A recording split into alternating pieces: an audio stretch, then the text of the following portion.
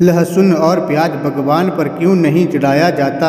शास्त्रों में विशेषकर प्याज और लहसुन भगवान को चढ़ाने से मना किया गया है, इसलिए इन दोनों को किसी भी धार्मिक कार्य में प्रयोग नहीं किया जाता है और व्रत या उपवास में इसे खाया भी नहीं जाता। हिंदू धर्म शास्त्रों में प्याज और लहसुन को राजसिक और तामसिक श्रेणी में रखा गया है।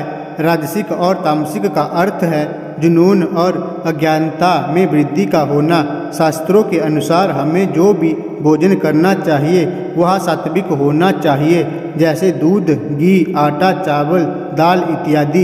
इसके अलावा तीखे, खट्टे, चटपटे, अत्यधिक नमकीन मिठाइयाँ आदि पदार्थों से निर्मित भोजन को और असात्विक भोजन कहते हैं, जो कि रजोगुण यानी कि राजसिक गुण का कारण है। लहसुन, प्याज, मांस, मछली, अंडे आदि जाति से ही अपवित्र भोजन है और यह तामसिक यानी कि राक्षसी प्रवृत्ति का भोजन कहलाता है।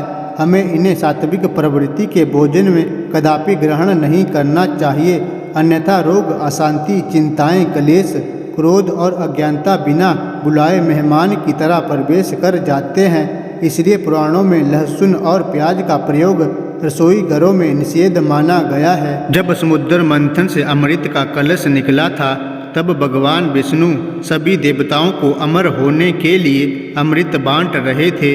उसी दौरान राहु केतु नाम के एक राक्षस ने रूप बदलकर देवताओं के बीच आकर बैठ गए और ऐसे में गलती से भगवान ने उन्हें भी अमृत पान करा दिया। और जब पता चला भगवान विष्णु को कि यह एक राक्षस है, तब भगवान विष्णु ने उनका सर सुदर्शन चक्र से काटकर अलग कर दिया।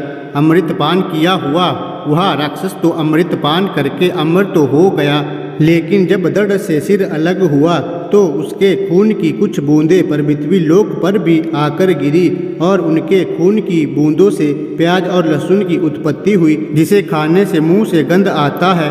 इसलिए कहा जाता है कि प्याज और लहसुन में राक्षसों का वास है।